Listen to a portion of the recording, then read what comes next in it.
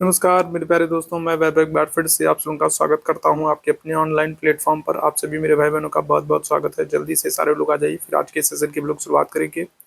और फिजिक्स का आज हम लोग तीसरी क्लास करने वाले हैं। फिजिक्स की आज हम लोग तीसरी क्लास करने वाले हैं। इससे पहले हम लोग दो क्लास कर चुके हैं, जिसमें हम लोग उष्मा वाला चैप्टर और प्रकाश वाला चैप्टर, तो दो चैप्टर हम लोग कंप्लीट कर चुके हैं। दो चैप्टर से जितने एमसीक्यूज हो सकते हैं वो सब हम लोगों ने कंप्लीट कर लिया है, उष्मा वाले चैप्टर से और प्रकाश वाले चैप्टर से। आज ये तीसरा तीसरा चैप्टर हम लोग फिजिक्स से करने वाले हैं। तो जितने मेरे भाई बहन जुड़ते चल रहे हैं, सभी लोगों से निवेदन है कि जल्दी से आ जाइएगा। सेशन को आप सभी लोग लाइक कर दीजिएगा, शेयर कर दीजिएगा, और चैनल पर पहली बार होंगे तो सब्सक्राइब जरूर कर लिएगा। टेलीग्राम चैनल से नहीं जुड़े हैं तो आपको चैट बॉक्स में टेलीग्राम का लिंक दिख रहा होगा। टेलीग्राम चैनल से नहीं जुड़े होंगे तो जुड़ जाइएगा, ठीक है। चलिए शुरू करते हैं आज की क्लास को। उम्मीद है आप लोगों ने सेशन को लाइक शेयर सब्सक्राइब जरूर कर लिया होगा। चलिए पहला प्रश्न आपके सामने है, कार्य का मात्रक क्या है? तो जूल है, न्यूटन है, वाट है या फिर डाइन है? पहला प्रश्न आपके सामने है। पहले प्रश्न का आंसर करना है। तो कार्य का मात्रक क्या होगा? जूल, न्यूटन, वाट या फिर डाइन? पहले प्रश्न का सभी लोग आंसर करेंगे। बहुत ही आसान सा प्रश्न है और आपके एग्जाम में पूछा गया प्रश्न है। बहुत ही महत्वपूर्ण सा प्रश्न है। बताइएगा कार्य का मात्रक क्या हो जाएगा? तो आप आंसर कर दोगे जूल हो जाएगा, ठीक है। क्या हो जाएगा? तो कार्य का मात्रक जूल हो जाएगा, याद रखिएगा। न्यूटन अगर हम लोग बात करेंगे तो ये क्या हो जाएगा? तो ये बल का हो जाएगा, ठीक है, बल का मात्रक हो जाएगा। अगर हम लोग वाट की बात करेंगे तो वाट जो है ये शक्ति की इकाई हो जाएगा, ठीक है। किसकी? तो शक्ति की इकाई वाट हो जाएगा। और अगर हम लोग डाइन की बात करेंगे तो ये क्या हो जाएगा? तो ये बल मापने की एक इकाई हो जाएगा, ठीक है, बल मापने की ये इकाई हो जाएगा, ठीक है। तो ऑप्शन संख्या क्या करोगे? ए आंसर करोगे, ठीक है। अच्छा, ये मत सोचना कि ये एक प्रश्न है, ठीक है। देखो, एक प्रश्न से 3 से 4 प्रश्न आपके बन सकते हैं। जैसे यहाँ पर कार्य का मात्रक आपसे पूछा गया, हो सकता है आपके एग्जाम में क्या कर ले, तो आपका बल का मात्रक पूछ ले, आपको न्यूटन ऑप्शन में दे दे, या फिर आपका शक्ति का पूछ ले, या फिर आपसे, ठीक है, डाइन पूछ ले किसकी इकाई है। तो इस तरीके से प्रश्न बन सकता है। तो ये मत देखिएगा कि एक प्रश्न है, कितने सारे प्रश्न एक ही प्रश्न से बन रहे हैं, ठीक है। आगे बढ़ेंगे अगले प्रश्न की तरफ। प्रकाश वर्ष मात्रक है। प्रीवियस ईयर में अगर हम लोग बात करें तो ये प्रश्न आपसे पूछा जा चुका है। प्रकाश वर्ष मात्रक है तो किसका? धारा का, दूरी का, समय का या फिर प्रकाश का? प्रकाश वर्ष किसका मात्रक है? बहुत ही महत्वपूर्ण सा ये प्रश्न है और ये प्रीवियस ईयर में आपके एग्जाम में पूछा जा चुका है। करेक्ट आंसर क्या कर देंगे? तो ऑप्शन संख्या क्या हो जाएगा? तो बी आंसर कर दोगे। दूरी का प्रकाश वर्ष किसका? तो दूरी का मात्रक है। अच्छा, दूरी का अगर आपसे सबसे बड़ा मात्रक पूछ ले, अगर आपसे दूरी का सबसे बड़ा मात्रक पूछ ले, तब आप आंसर क्या करोगे? तो सबसे बड़ा जो मात्रक होगा दूरी का वो आप कहोगे पारसेक, ठीक है। क्या करोगे? तो वो आप कहोगे पारसेक कहोगे। दूरी का जो सबसे बड़ा मात्रक होगा वो क्या कहोगे? पारसेक कहोगे, ठीक है, याद रखिएगा, ठीक। आगे बढ़ेंगे अगले प्रश्न की तरफ। अगले प्रश्न का आंसर कीजिएगा। यंग प्रत्यास्थता गुणांक का एसआई मात्रक क्या होता है? बताइएगा। तीसरा प्रश्न बहुत ही अच्छा सा और बहुत ही महत्वपूर्ण सा प्रश्न है। तीसरे प्रश्न का आप सभी लोगों को आंसर करना है। क्या आंसर करोगे? चलिए जल्दी से बताइएगा। आज के सेशन में हम लोग टॉप 30 क्वेश्चंस को करने वाले हैं और ये जो 30 एमसीक्यूज हम लोग 30 प्रश्न करने वाले, ये सभी अपने आप में बहुत ही महत्वपूर्ण है। और मैक्सिमम प्रश्न ऐसे हैं जो आपके एग्जाम में पूछे जा चुके हैं, ठीक है, और दोबारा से आपके एग्जाम में पूछे जाने की प्रबल संभावनाएं हैं। तो ये सभी प्रश्न आपको याद रखना है। क्या हो जाएगा इस प्रश्न का? करेक्ट आंसर आप आंसर करोगे न्यूटन मीटर स्क्वायर, ठीक है। क्या हो जाएगा? न्यूटन प्रति मीटर स्क्वायर हो जाएगा। ऑप्शन संख्या क्या कर दोगे? तो सी वाला ऑप्शन करेक्ट हो जाएगा, ठीक है। आगे बढ़ेंगे अगले प्रश्न की तरफ। निम्नलिखित में से कौन सी मात्रा जड़त्व का माप है? बताइएगा क्या हो जाएगा? तो कौन सी मात्रा आपसे पूछ रहा है, कौन सी मात्रा जो है वो जड़त्व का माप है? क्या आंसर कर दोगे? तो क्या आंसर करोगे? भार या फिर वजन, वेग, त्वरण और द्रव्यमान? तो क्या हो जाएगा करेक्ट आंसर? चौथे प्रश्न का आंसर कीजिएगा। बहुत ही बेसिक से प्रश्न है, महत्वपूर्ण से प्रश्न है ये सब। चलिए जल्दी से जाएगा। चौथे प्रश्न की बात करेंगे। करेक्ट आंसर कर दोगे आप द्रव्यमान को, ठीक है। किसको? तो आप आंसर कर दोगे द्रव्यमान को। अच्छा, द्रव्यमान के संदर्भ में आपको एक बात याद रखना है कि जिस वस्तु का द्रव्यमान जितना अधिक होगा उसकी प्रतिरोध क्षमता भी उतनी अधिक होगी। याद रखिएगा। अगर क्या होगा? अगर किसी वस्तु का द्रव्यमान क्या है, अगर किसी वस्तु का द्रव्यमान अधिक है, ध्यान से रखिएगा क्योंकि ये प्रश्न पूछा गया है। अगर किसी वस्तु का द्रव्यमान अधिक होगा तो उसकी प्रतिरोधक क्या होगी? तो उसका अगर हम लोग बात करें तो उसका जो प्रतिरोध है वो भी क्या होगा? अधिक होगा। द्रव्यमान अधिक तो प्रतिरोध भी अधिक होगा। इस बात को आप याद रखेंगे, ठीक है। चलिए आगे बढ़ेंगे अगले प्रश्न की तरफ। पांचवें प्रश्न का आंसर कीजिएगा। निम्नलिखित युग्मों में से किन भौतिक राशियों के समान विमीय सूत्र नहीं है? नहीं आपसे पूछ रहा है, नहीं मेंशन किया गया, नहीं, ध्यान रखिएगा, ठीक है। आपसे क्या कह रहा है? आपसे कह रहा है निम्नलिखित युग्मों में से किन भौतिक राशियों के समान विमीय सूत्र नहीं है? क्या आंसर करोगे? बल एवं दाब, कार्य एवं ऊर्जा, आवेग एवं संवेग, भार एवं बल। पांचवें प्रश्न का क्या हो जाएगा करेक्ट आंसर? चलिए बताइएगा क्या हो जाएगा पांचवें प्रश्न का? निम्नलिखित युग्मों में से किन भौतिक राशियों के समान विमीय सूत्र नहीं है? क्या आंसर करेंगे? तो करेक्ट आंसर कर देंगे ऑप्शन संख्या ए हो जाएगा, बल एवं दाब हो जाएगा। ठीक है, क्या आंसर कर दोगे? तो ऑप्शन संख्या ए आंसर कर दोगे, बल एवं दाब कर दोगे। ठीक, आगे बढ़ेगा अगले प्रश्न की तरफ। न्यूटन के पहले नियम को क्या कहते हैं? अगर आपको न्यूटन के गति के तीनों नियम नहीं याद है तो आप उनको अच्छे से पढ़ लो, याद कर लो, उदाहरण के साथ समझ लो, क्योंकि उसके उदाहरण पर भी जो है प्रश्न पूछे जाते हैं। यहाँ पर आपसे डायरेक्ट प्रश्न पूछा गया है कि जो न्यूटन का प्रथम नियम है उसको किस नाम से जानते हैं? अब ये बहुत ही बेसिक सा प्रश्न है और आपको पता होना चाहिए। बताइएगा क्या हो जाएगा? तो आघूर्ण का नियम, जड़त्व का नियम, ऊर्जा का नियम या फिर संवेग का नियम। क्या हो जाएगा? छठवें प्रश्न की बात करेंगे। करेक्ट आंसर क्या कर दोगे? तो आप आंसर कर दोगे जड़त्व का नियम। ठीक है, जड़त्व का नियम क्या कहता है? जड़त्व का नियम कहता है कि जो वातावरण में, प्रकृति में अगर कोई वस्तु स्थिर अवस्था में है या गतिशील अवस्था में है तो उसमें तब तक परिवर्तन नहीं होगा जब तक कोई बाहरी बल उस पर कार्य ना करे। ठीक है, ध्यान रखिएगा। तो ऑप्शन संख्या क्या करोगे? तो यहाँ पर बी ऑप्शन करेक्ट हो जाएगा, जड़त्व नियम। ठीक है, न्यूटन का जो पहला गति का नियम है वो कौन सा है? जड़त्व का नियम। ऑप्शन संख्या बी बिल्कुल करेक्ट हो जाएगा। आगे बढ़ेगा अगले प्रश्न की तरफ। जाड़ों की रातों में अत्यधिक ठंड पड़ने पर पानी की जो पाइप होती है वो फट जाती है, कारण क्या होता है? बताइएगा। बहुत ही महत्वपूर्ण सा ये प्रश्न है और कई बार आपके एग्जाम में पूछा गया है। ठीक है, जाड़े की रात में अगर हम लोग बात करें तो पानी की जो पाइप है वो फट जाती है। या फिर कई बार आप देखोगे जो फ्रिज में आप बोतल रखते हो तो बोतल में क्या होता है? पानी आप ठंडा करने के लिए रखते हो और अगर वो पानी जम जाता है, बर्फ बन जाता है तो वो बोतल भी टूट जाती है। तो कारण क्या होता है बताइएगा? बहुत ही अच्छा सा प्रश्न है। तो जमने के बाद पानी का घनत्व क्या होता है? कम हो जाता है। जमने के बाद पानी कठोर हो जाता है, अतः उसकी यह कठोर जो कठोरता होती है वो पाइप जो है पाइप को तोड़ देती है। जमने के बाद पानी का आयतन बढ़ जाता है या फिर जमने के बाद पानी की पाइप का धातु गल जाता है। तो करेक्ट आंसर क्या हो जाएगा? तो ऑप्शन संख्या सी आंसर कर दोगे, जमने के बाद पानी का जो आयतन है वो बढ़ जाता है। ठीक है, अगर हम लोग बात करें फ्रिज में आप बोतल रखते हो ठंडा करने के लिए, पानी को ठंडा करने के लिए, और अगर वो पानी जम करके क्या हो जाता है? बर्फ बन जाता है, तो आप देखोगे वो बोतल टूट जाती है। कारण क्या होता है कि पानी जब बर्फ बनता है तो उसका आयतन बढ़ जाएगा। ऑप्शन संख्या सी यहाँ पर बिल्कुल करेक्ट हो जाएगा। आगे बढ़ेगा अगले प्रश्न की तरफ। पारसेक किसकी इकाई है? बताइएगा। आज ही के सेशन में मैंने आप लोगों को बताया था पारसेक क्या हो जाएगा? समय की इकाई है, प्रकाश की, चमक की इकाई है, चुंबकीय बल की इकाई है या फिर दूरी की इकाई है? क्या हो जाएगा? आठवें प्रश्न की बात करेंगे तो पारसेक जो है ये क्या हो जाएगा? तो ये दूरी की इकाई है। बताया था ना आप लोगों को कि ये क्या हो जाएगा? ये दूरी की सबसे बड़ी इकाई है। ठीक है, क्या हो जाएगा? तो दूरी मापने की अगर हम लोग बात करेंगे तो दूरी मापने की सबसे बड़ी इकाई क्या है? दूरी मापने की सबसे बड़ी जो इकाई है वो हो जाएगी पारसेक हो जाएगी। ठीक है, दूरी मापने की सबसे बड़ी इकाई क्या हो जाएगी? आप आंसर कर दोगे पारसेक हो जाएगी। ठीक है, और आपको दूरी मापने की एक और इकाई याद रखना है, कौन सी? प्रकाश वर्ष। डायरेक्ट आपसे प्रश्न बन जाता है कि प्रकाश वर्ष जो है या फिर पारसेक जो है ये किसकी इकाई है? ठीक है, दूरी मापने की सबसे बड़ी इकाई पारसेक। आगे बढ़ेंगे अगले प्रश्न की तरफ। एक खगोलीय इकाई संबंधित है, बताइएगा क्या हो जाएगा? एक खगोलीय इकाई संबंधित, खगोलीय इकाई के संदर्भ में आपसे पूछा जा रहा है। क्या आंसर करोगे? सूर्य और पृथ्वी के बीच की दूरी, चंद्रमा एवं पृथ्वी के बीच की दूरी, सूर्य एवं चंद्रमा के बीच की दूरी, या फिर इनमें से कोई नहीं। एक खगोलीय दूरी क्या होती है? एक खगोलीय इकाई क्या हो जाएगी? नए प्रश्न का सभी लोग आंसर कीजिएगा। क्या हो जाएगा? एक खगोलीय इकाई। क्या आंसर करोगे? तो करेक्ट आंसर कर दोगे सूर्य एवं पृथ्वी के बीच की दूरी। ठीक है, तो ये फिजिक्स की तीसरी क्लास है। इससे पहले हम लोग 2 क्लास कर चुके हैं जिसमें हम लोग प्रकाश से और ऊष्मा से प्रश्नों को कर चुके हैं।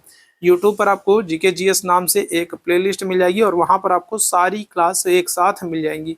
ठीक है, तो आप जाके देख सकते हो। जो है यूट्यूब पर मैंने एक प्लेलिस्ट बना दी है जीके जीएस नाम से, वहां पर आपको बीएड के संदर्भ में अगर हम लोग बात करेंगे तो सारी क्लास एक साथ आपको मिल जाएगी। वहां पर आप देख लीजिएगा, अगर नहीं देखा है तो जरूर देख लो, आपके एग्जाम के लिए बहुत ही हेल्पफुल हो जाएगा। ठीक है, ऑप्शन संख्या क्या कर दोगे? ए आंसर करिएगा।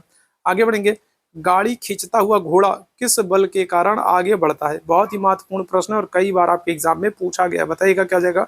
तो एक गाड़ी खींचता हुआ घोड़ा जो है किस बल के कारण आगे बढ़ता है? घोड़े के द्वारा अपने पैरों से पृथ्वी पर आरोपित बल से, पृथ्वी द्वारा घोड़े के पैरों पर आरोपित बल से, गाड़ी द्वारा घोड़े पर आरोपित बल से, या फिर घोड़े के द्वारा गाड़ी पर आरोपित बल से। 10वें प्रश्न का आंसर कीजिएगा। क्या हो जाएगा करेक्ट आंसर? एक गाड़ी खींचता हुआ जो घोड़ा है किस बल के कारण आगे बढ़ता है, तो क्या आंसर करेंगे 10वें प्रश्न का, बताइएगा क्या हो जाएगा करेक्ट आंसर। तो ऑप्शन संख्या आप आंसर करोगे किसको, बी को, ठीक है। क्या करोगे, तो ऑप्शन संख्या बी आंसर कर दोगे, ठीक है। क्या हो जाएगा यहाँ पर, अगर हम लोग बात करेंगे तो क्या आंसर कर दोगे, तो आप लोग आंसर कर दोगे जो करेक्ट आंसर होगा कि पृथ्वी के द्वारा घोड़े के पैरों पर आरोपित बल से। ऑप्शन संख्या क्या हो जाएगा, बी यहाँ पर बिल्कुल करेक्ट कर दोगे।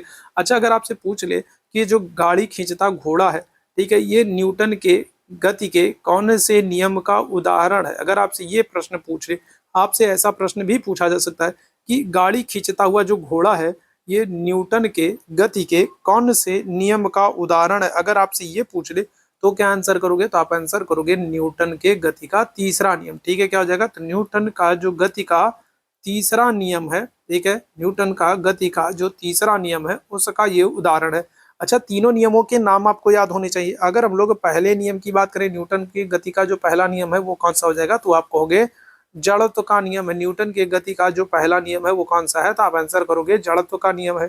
दूसरा अगर हम लोग बात करेंगे तो दूसरा कौन सा नियम है, तो दूसरा गति का उनका संवेग का नियम है, ठीक है। कौन सा, तो दूसरा आप कहोगे संवेग का नियम है, ठीक है। और तीसरे अगर हम लोग बात करें, तीसरा जो नियम होगा वो कौन सा होगा, तो आप आंसर करोगे क्रिया प्रतिक्रिया का नियम है, ठीक है। किसका, तो क्रिया प्रतिक्रिया का नियम है, ठीक है। किसका, तो क्रिया प्रतिक्रिया का नियम है, ठीक है। ये याद रखेंगे। तो अगर हम लोग बात करें तो एक जो गाड़ी खींचता हुआ घोड़ा है उसके द्वारा आगे बढ़ना, जो आगे बढ़ने की जो प्रक्रिया है उस पर अगर हम लोग बात करें तो न्यूटन के गति का तीसरा नियम लागू होता है, ठीक है, जिसे क्रिया प्रतिक्रिया का नियम कहते हैं।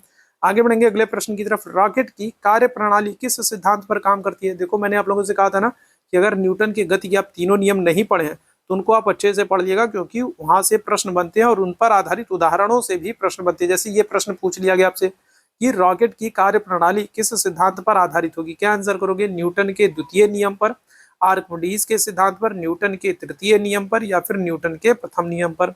11वें प्रश्न का आंसर कीजिएगा, बहुत ही महत्वपूर्ण ये प्रश्न है और कई बार आपके एग्जाम में पूछा जा चुका है। तो क्या हो जाएगा, तो रॉकेट के संदर्भ में अगर हम लोग बात करें तो रॉकेट की जो कार्य प्रणाली होती है ये क्या हो जाएगा, रॉकेट की जो कार्य प्रणाली होती है तो उसके संदर्भ में अगर हम लोग बात करेंगे तो ये क्या हो जाएगा, तो ये न्यूटन के तृतीय नियम, ठीक है। कौन से, तो ये न्यूटन के तृतीय नियम पर आधारित है। और तृतीय नियम क्या है, तो तृतीय नियम है क्रिया प्रतिक्रिया का नियम, ठीक है। क्या हो जाएगा, एक्शन रिएक्शन, प्रतिक्रिया प्रतिक्रिया का नियम, ठीक है, याद रखेंगे क्रिया प्रतिक्रिया का नियम, ठीक है। ऑप्शन संख्या क्या कर दोगे, तो ऑप्शन संख्या कर दोगे सी आंसर करोगे। आगे बढ़ेंगे अगले प्रश्न की तरफ। निम्नलिखित में से कौन सा एक सही सुमेलित नहीं है, कौन सा सुमेलित नहीं है आपसे पूछ रहा है, बताइएगा। तो क्या आंसर करोगे, देखो डेसिबल अगर हम लोग बात करें, डेसिबल ध्वनि की तीव्रता की इकाई, ये तो बिल्कुल एकदम सही है। अश्वशक्ति अगर हम लोग बात करें तो शक्ति की इकाई, ये भी ठीक है। समुद्री मील अगर हम लोग बात करें तो नौ संचालन में दूरी की इकाई, ये भी बिल्कुल ठीक है। सेल्सियस अगर हम लोग बात करें उष्मा की इकाई, नहीं उष्मा की इकाई नहीं होगा, ये गलत हो जाएगा। क्या होगा, तापमान की इकाई, ठीक है। क्या हो जाएगा, तो तापमान अगर हम लोग बात करेंगे, सेल्सियस क्या हो जाएगा, तापमान। आपको गलत बताना था, चौथा विकल्प हमारा गलत था और यही हमारा आंसर हो जाएगा। अच्छा, अब यहाँ पर एक बात आप याद रखेंगे, यहाँ पर ये देखिएगा कि ये एक प्रश्न नहीं है, ये एक प्रश्न में 4 प्रश्न है, ठीक है। आपसे लास्ट ईयर 2 प्रश्न पूछे गए थे। एक तो आपसे डेसिबल पूछा गया था कि डेसिबल जो है ये किसकी जो है इकाई है, तो आप ध्यान रखोगे ध्वनि मापने का जो है ध्वनि मापन या मापक है, ठीक है। डेसिबल में ध्वनि को मापा जाता है, एक तो आप ये याद रखोगे। दूसरा आपसे अश्वशक्ति से प्रश्न पूछा गया था कि 1 हॉर्स पावर में कितने वाट होते हैं, ये प्रश्न पूछा गया था। तो कितना आंसर कर दोगे, तो 1 हॉर्स पावर में अगर हम लोग बात करेंगे 746 वाट होता है। कितना होता है, 1 हॉर्स पावर में 746 वाट होता है, ये याद रखिएगा। ये प्रश्न भी आपसे पूछा गया है। और तीसरा अगर हम लोग बात करेंगे तो नौ संचालन में नेवी के द्वारा या फिर जो समुद्री जहाज होती है उनमें दूरी की जो इकाई है तो वो भी आपसे प्रश्न पूछा गया। तो आप आंसर क्या करोगे, आप आंसर करोगे नॉटिकल मील, ठीक है। क्या हो जाएगा, तो समुद्री जो जहाज होते हैं या नौसेना जो होती है उसमें दूरी की इकाई किसमें मापते हैं, तो आप आंसर करोगे नॉटिकल मील में। तो ये सब प्रश्न आपसे पूछा गया है, ये सब आप याद रखिएगा, ठीक है। तो ये मत देखिएगा कि एक प्रश्न है, एक प्रश्न में बहुत सारे प्रश्न छिपे हुए हैं। बताइएगा निम्न में से कौन सी अविमीय राशि है, बताइएगा क्या हो जाएगा, तो कौन सी अविमीय राशि है, क्या आंसर करोगे, अविमीय। तो विकृत कर दोगे, श्यानता गुणांक कर दोगे, गैस नियतांक कर दोगे, या फिर प्लांक नियतांक कर दोगे, क्या आंसर कर दोगे बताइएगा। कौन सी एक अविमीय राशि है? आंसर क्या हो जाएगा? ऑप्शन संख्या ए आंसर कर दोगे। ठीक है, क्या हो जाएगा? तो ऑप्शन संख्या ए आंसर कर दोगे, विकृत कर दोगे। ऑप्शन संख्या ए बिल्कुल करेक्ट होगा। ठीक है, आगे बढ़ेंगे। ल्यूमेन किसका मात्रक है? बताइए, बहुत ही महत्वपूर्ण सा प्रश्न, बहुत ही महत्वपूर्ण प्रश्न है, कई बार आपके एग्जाम में पूछा गया। बताइएगा क्या हो जाएगा? ल्यूमेन किसका मात्रक है? तो ज्योति तीव्रता का, ज्योति फ्लक्स का, दोनों का, इनमें से कोई नहीं। ल्यूमेन किसका मात्रक है? 14वें प्रश्न का आंसर करना है। बताइएगा क्या हो जाएगा? तो ल्यूमेन जो है ये ज्योति तीव्रता का मात्रक है। ठीक है, किसका? तो ज्योति तीव्रता का। ल्यूमेन ज्योति तीव्रता का मात्रक है। ऑप्शन संख्या ए, जितने लोग आंसर कर रहे हैं बिल्कुल एकदम करेक्ट हो जाएंगे। आगे बढ़ेंगे अगले प्रश्न की। निम्नलिखित में से कौन सी एक सदिश राशि नहीं है? बताइएगा क्या हो जाएगा? सदिश राशि। अच्छा, अगर आपको सदिश राशि और अदिश राशि के नहीं याद है तो जरूर इनको याद कर डालिए, क्योंकि यहाँ से एक ना एक प्रश्न आपके एग्जाम में हर बार बनता है। कौन सी सदिश राशि है, कौन सी अदिश राशि है, एक ना एक प्रश्न हर बार आपके एग्जाम में बनता है। बताइएगा क्या हो जाएगा? 15वें प्रश्न की बात करेंगे। क्या आंसर करोगे? तो वेग, कोणीय वेग, द्रव्यमान, संवेग। क्या हो जाएगा? कौन सी सदिश राशि नहीं? 15वें प्रश्न की बात करेंगे, आंसर कर दोगे द्रव्यमान। ठीक है, क्या आंसर कर दोगे? तो ऑप्शन संख्या हो जाएगा आपका सी, द्रव्यमान। ठीक है, द्रव्यमान सदिश राशि नहीं है। ठीक, आगे बढ़ेंगे अगले प्रश्न की तरफ। क्यूरी, क्यूरी किसकी इकाई है? बताइएगा। 16वां प्रश्न बहुत ही महत्वपूर्ण। बताइएगा, 16वां प्रश्न आपका बहुत ही महत्वपूर्ण है। क्यूरी किसकी इकाई है? तापक्रम, ऊष्मा, ऊर्जा, रेडियो एक्टिव धर्मिता। बताइएगा क्या हो जाएगा? क्यूरी किसकी इकाई है? 16वें प्रश्न की बात करेंगे, क्या हो जाएगा करेक्ट आंसर? आप आंसर कर दोगे ऑप्शन संख्या डी, रेडियो एक्टिव धर्मिता। ठीक है, क्या कर दोगे? तो रेडियो एक्टिव धर्मिता की जो है इकाई है क्यूरी। अच्छा, आपने मैडम क्यूरी का नाम सुना होगा, जरा मुझे फटाफट बताओ, मैडम क्यूरी इन्होंने किसकी खोज की थी? मैडम क्यूरी आपने नाम सुना होगा, मैडम क्यूरी ने किसकी खोज की थी? अच्छा, इनके संदर्भ में एक और बात आप याद रखेंगे कि मैडम क्यूरी एक ऐसी महिला है जिन्होंने क्या किया? जिन्होंने 2 बार नोबेल पुरस्कार जीता था। ठीक है, क्या हो जाएगा? तो 2 बार नोबेल पुरस्कार प्राप्त कर चुकी हैं, 2 बार नोबेल पुरस्कार प्राप्त कर चुकी हैं मैडम क्यूरी। तो ये महत्वपूर्ण है। और इन्होंने किसकी? रेडियम की खोज की थी। ठीक है, किसकी? तो रेडियम की खोज की थी, याद रखिएगा, रेडियम की खोज की थी मैडम क्यूरी। ठीक है, चलिए आगे बढ़ेंगे अगले प्रश्न की तरफ। निम्नलिखित में से कौन सी एक सदिश राशि है? बताइएगा। देखो, सदिश राशि और अदिश राशि से प्रश्न बहुत बनते हैं, तो आपको याद कर लेना है। अगर याद नहीं है तो क्या हो जाएगा? कौन सी एक सदिश राशि है? संवेग, दाब, ऊर्जा, कार्य। क्या हो जाएगा? 17वें प्रश्न की बात करेंगे। करेक्ट आंसर क्या हो जाएगा? तो कौन सी एक सदिश राशि है? तो आप आंसर कर दोगे संवेग। ठीक है, क्या आंसर कर दोगे? तो संवेग आंसर कर दोगे। ऑप्शन संख्या ए बिल्कुल करेक्ट हो जाएगा। ठीक है, आगे बढ़िएगा अगले प्रश्न की तरफ। बल गुणनफल है, बताइएगा किसका? तो बल अगर हम लोग बात करेंगे किसका गुणनफल है? बताओ, बल किसका गुणनफल है? क्या आंसर करोगे? तो द्रव्यमान और वेग का, द्रव्यमान और त्वरण का, भार और वेग का, भार और त्वरण का। बताइएगा क्या हो जाएगा? तो बल गुणनफल है किसका? 18वें प्रश्न का आंसर कीजिएगा, क्या हो जाएगा? इस प्रश्न का आंसर करेंगे। तो बल किसका गुणनफल है? बल गुणनफल है किसका? क्या आंसर करोगे? तो आप आंसर कर दोगे, यहाँ पर अगर हम लोग बात करें, यहाँ पर अगर हम लोग ऑप्शन की बात कर लें तो 18वें प्रश्न का जो ऑप्शन हो जाएगा वो हो जाएगा आपका बी, बिल्कुल करेक्ट हो जाएगा, द्रव्यमान और त्वरण का। ठीक है, किसका? तो द्रव्यमान और त्वरण का। ऑप्शन संख्या क्या हो जाएगा? तो बी यहाँ पर बिल्कुल करेक्ट आंसर हो जाएगा। ठीक है, आगे बढ़िएगा। सड़क पर चलने की अपेक्षा बर्फ पर चलना कठिन होता है, कारण क्या? बताइएगा। ये प्रश्न भी पूछा गया, ऐसे प्रश्न भी आपके एग्जाम में पूछे जाएंगे, तो ऐसे प्रश्नों के लिए बिल्कुल एकदम तैयार रहिएगा। सड़क पर चलने की अपेक्षा बर्फ पर हम लोग चलते हैं तो वहां पर चलना कठिन होता है, कारण क्या होता है? सड़क बर्फ से सख्त होती है, जब हम अपने पैरों से धक्का देते हैं तो बर्फ कोई प्रतिक्रिया व्यक्त नहीं करती है। बर्फ में सड़क की अपेक्षा घर्षण कम होता है, बर्फ सड़क से सख्त होती है।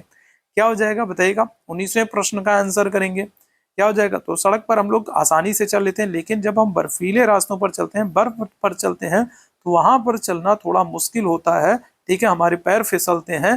कारण क्या होता है? आप देखोगे बर्फ पर जब आप चलते हो तो क्या होता है? तो आपका पैर फिसलता है। ठीक है, आप चल नहीं पाते। उसका कारण क्या होता है? कारण ये होता है कि बर्फ में सड़क की अपेक्षा घर्षण क्या होता है? कम होता है। ऑप्शन संख्या क्या कर दोगे? तो ऑप्शन संख्या सी आंसर कर दोगे। क्या हो जाएगा? घर्षण कम होता है। ऑप्शन संख्या सी, जितने लोग आंसर कर रहे हैं बिल्कुल करेक्ट है। आगे बढ़ेंगे। पास्कल किसकी इकाई है? बहुत ही महत्वपूर्ण सा प्रश्न। बताइएगा। वर्षा का, तापमान का, आर्द्रता का, दाब का। पास्कल किसकी इकाई है? बताइएगा। पास्कल, बताइएगा क्या हो जाएगा? पास्कल किसकी? अच्छा, जरा मुझे फटाफट बताओ सभी लोग, ब्लेज पास्कल ने किसकी खोज की थी? जल्दी से बताओ, ब्लेज पास्कल ने किसकी खोज की थी? ब्लेज पास्कल, ठीक है, आपने नाम सुना है तो बहुत अच्छी बात है, नहीं सुना है तो बताओ क्या हो जाएगा। ब्लेज पास्कल ने किसकी खोज की है? क्या आंसर करोगे? 20वें प्रश्न की बात करेंगे, करेक्ट आंसर क्या हो जाएगा? ऑप्शन संख्या डी आंसर कर दोगे, दाब की। ठीक है, क्या कर दोगे? तो ऑप्शन संख्या डी आंसर कर दोगे, दाब की इकाई है पास्कल। ठीक है, ध्यान रखना क्या हो जाएगा ऑप्शन संख्या। चलिए आगे बढ़ते हैं, आगे बढ़ेंगे अगले प्रश्न की तरफ।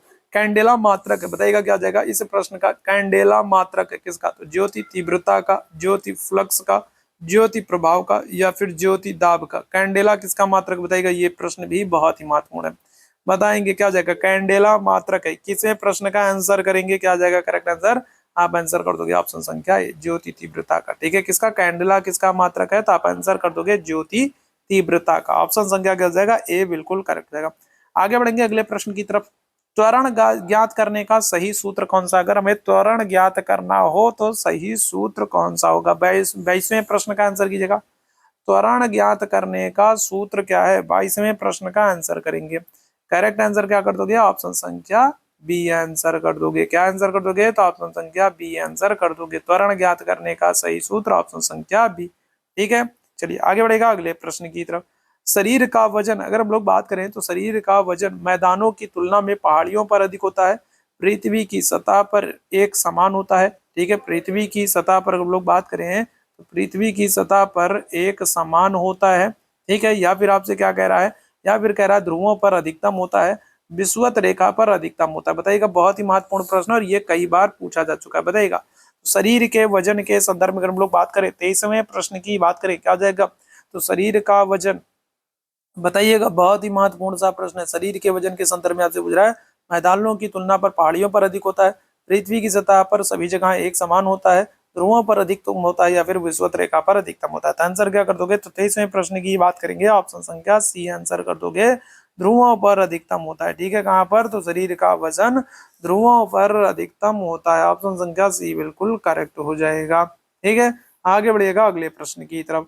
बर्फ पानी में तैरती है लेकिन अल्कोहल में डूब जाती है, कारण क्या? बताइए। ठीक है, आपने बर्फ देखा होगा, बर्फ पानी में क्या होता है? तैरता है, लेकिन जब उसको हम अल्कोहल में, मदिरा में, शराब में, मधुशाला में डालते हैं तो वो क्या हो जाती है? वो डूब जाती है। उसका कारण क्या होता है? जल्दी से बताइए।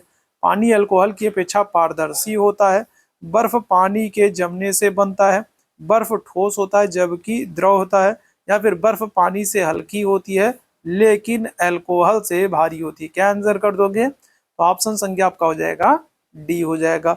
बर्फ जो है वो क्या होता है? तो वो पानी से हल्की होती है लेकिन अल्कोहल से भारी होती है, इसीलिए अल्कोहल में डूब जाती है जबकि पानी में तैरती रहती है। ऑप्शन संख्या डी करेक्ट हो जाएगा। आगे बढ़ेंगे अगले प्रश्न की तरफ। जूल निम्नलिखित में से किसकी इकाई? बताइएगा क्या हो जाएगा? ऊर्जा, बल, दाब, तापमान। 25वें प्रश्न की बात करेंगे, क्या हो जाएगा? जूल किसकी इकाई है? क्या आंसर कर दोगे? 25वें प्रश्न की बात करेंगे, करेक्ट आंसर कर दोगे ऊर्जा की। ठीक है, किसकी? तो ऑप्शन संख्या ये आंसर कर दोगे ऊर्जा की। ठीक है, किसकी? ऊर्जा की। ठीक है, आगे बढ़ेगा 26वें प्रश्न की तरफ। हर्ट्ज क्या मापने की यूनिट है? हर्ट्ज के संदर्भ में आपसे पूछ रहा है, बताइएगा हर्ट्ज जो है ये किसको मापने की यूनिट है? क्या आंसर करोगे? हर्ट्ज जो है ये किसको मापने की यूनिट है? क्या आंसर करोगे? तो तरंगों की अगर हम लोग बात करें, तरंगों की तीव्रता की, तरंगों की आवृत्ति की, तरंग दैर्ध्य की, या फिर तरंगों की अस्पष्टता की।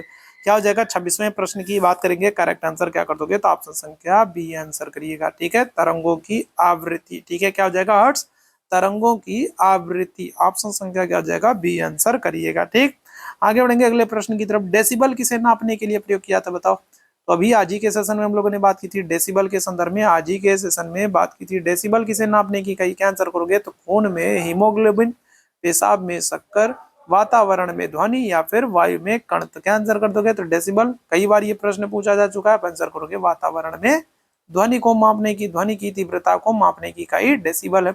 आप जरा मुझे बताइएगा कितने डेसिबल पर ध्वनि को शोर में माना जाता है? ठीक है, कितने डेसिबल की ध्वनि को, ठीक है, क्या होता है? तो कितने डेसिबल की ध्वनि को क्या होता है? शोर में माना जाता है। जल्दी से बताओ कितने डेसिबल की ध्वनि को शोर माना जाएगा।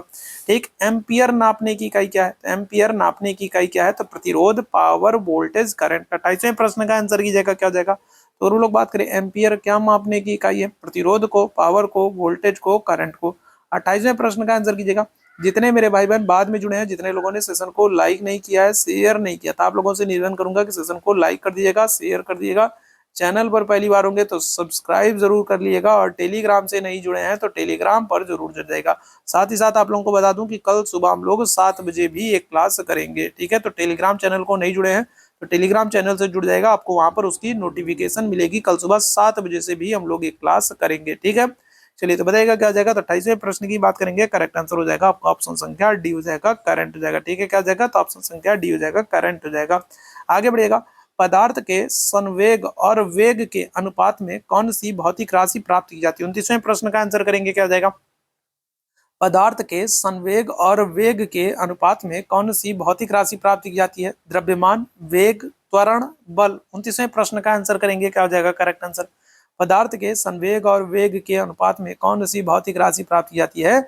आप आंसर कर दोगे द्रव्यमान। ऑप्शन संख्या क्या कर दोगे, ए आंसर कर दोगे, द्रव्यमान आंसर कर दीजिएगा, ठीक है। चलिए आगे बढ़ेंगे और आखिरी प्रश्न की बात करेंगे। आज के सेशन का आखिरी प्रश्न है, ठीक है। आज के सेशन का आखिरी प्रश्न है, बताइएगा किसी असंतुलित बल के द्वारा किसी पिंड में उत्पन्न त्वरण क्या होगा, बताइएगा। तो अगर हम लोग बात करेंगे, प्रश्न आपसे ये पूछ रहा है, किसी असंतुलित बल के द्वारा किसी पिंड में उत्पन्न जो त्वरण है तो वो क्या होगा, तो वो बल के व्युत्क्रमानुपाती होता है, बल के अनुक्रमानुपाती होता है, बल के प्रभाव से स्वतंत्र होता है, शून्य होता है। 30वें प्रश्न की बात करेंगे, क्या हो जाएगा, बताइएगा किसी असंतुलित बल के द्वारा किसी पिंड में उत्पन्न त्वरण जो होता है ये क्या हो जाएगा, आप आंसर कर दोगे ऑप्शन संख्या बी, बल के अनुक्रमानुपाती होता है। 30वें प्रश्न का क्या हो जाएगा, ऑप्शन संख्या बी आंसर कर देगा, ठीक है। क्या कर देंगे, तो ऑप्शन संख्या बी आंसर कर देंगे। क्लियर है। तो ये आज का महत्वपूर्ण सेशन था। उम्मीद है सेशन आप लोगों को पसंद आया होगा। सेशन पसंद आया हो तो सेशन को लाइक कीजिएगा, शेयर कीजिएगा। चैनल पर पहली बार होंगे तो चैनल को सब्सक्राइब कर लीजिएगा, और ध्यान रखिएगा आपको चैट बॉक्स में टेलीग्राम का लिंक दिख रहा होगा, टेलीग्राम चैनल से नहीं जुड़े होंगे तो जुड़ जाइएगा। और कल सुबह मॉर्निंग में हम लोग 7 बजे से भी एक क्लास करेंगे, ठीक है। तो टेलीग्राम पर आप जुड़े रहेंगे तो आपको उस क्लास की नोटिफिकेशन मिल जाएगी। तो 7 बजे से हम लोग एक इंपॉर्टेंट क्लास भी करेंगे, ठीक है। तो अभी के लिए हम लोग बस इतना ही करेंगे। थैंक यू सो मच आप सभी लोगों को मेरे साथ जुड़ने के लिए, थैंक यू सो मच।